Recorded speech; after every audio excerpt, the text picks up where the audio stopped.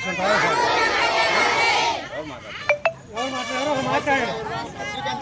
నుంచే ఉండేది.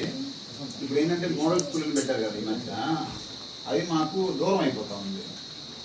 Model school సచివాలయం దగ్గరది ఈ చిన్నపిల్లలు పోవాలంటే అడిగి చాలా దూరం అయిపోతా ఉంది. ఈ 3rd class to 5th class modal school అంటే మన సచివాలయం కదా సార్, దాని వెనకాల స్కూల్ ఉంది, అక్కడ దాన్ని చేశారనమాట మోడల్ స్కూల్.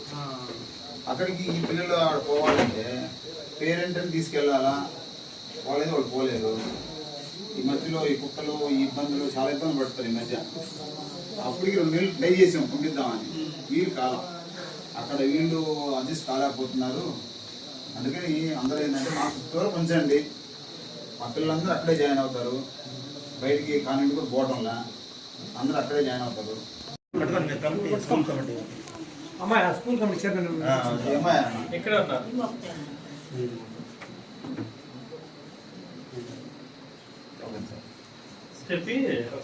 శ్రీనివాసులు మా దువ్వూరు గ్రామంలో తూర్పు హరిజనవాడలో స్కూలు చాలా కాలం నుంచి ఉంది. కానీ ఇప్పుడు మోడల్ స్కూల్ అనే పేరుతో మా స్కూల్లో నుంచి 3వ తరగతి నుంచి 5వ తరగతి దాదాపు 20 మంది పిల్లల్ని వేరే స్కూల్కి మోడల్ స్కూల్ పంపించడం జరిగింది.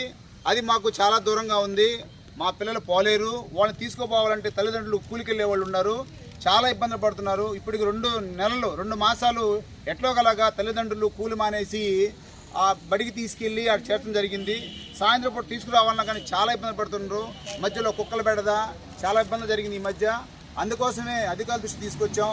అందరూ కూలీలు మానుకుని మరీ ఇక్కడికి వచ్చి అధికారుల దృష్టి తీసుకుపోవడానికి వచ్చాం. ఇక్కడికి మా స్కూలు మాకే కావాలి.